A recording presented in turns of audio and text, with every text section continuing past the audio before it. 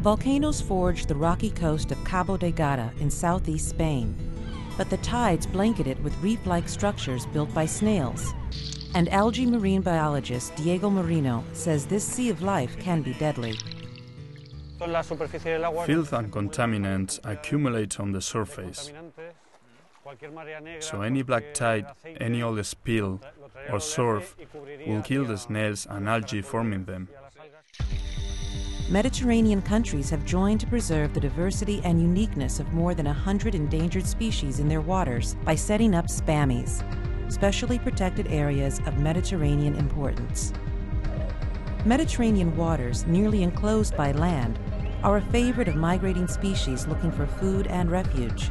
But increased contamination has endangered the Mediterranean sanctuary of this fragile ecosystem and threatened to make traditional fishing obsolete. Here on the outer limits of the reserve, we got a thermal electrical plant, churning out water into the sea at temperatures 5 degrees warmer, and that throws off the area's reproductive cycle. A foul smell in the air leads to another man-made runoff from a fish factory, a target of the SPAMI program. A model of how conservation can work lies beneath the sea of plastic bordering Cabo de Gata. The irrigation for these crops is recycled water channeled out to area greenhouses.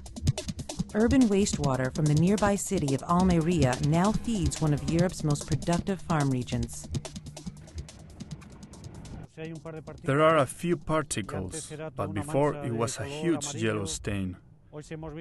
We can see the sweet water bubbling up almost immediately because we are in shallow waters, only 40 feet.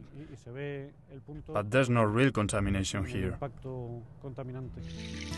That's helping the seagrass, vital to more than 1,000 animal and plant species along the Mediterranean coast. Human pollution and construction on the coast have wiped it out in areas. That's why the SPAMI regulation of places like Cabo de Gata is so important. Life latches onto anything that will hold it. And in these troubled Mediterranean waters, life can use all the protection it can get.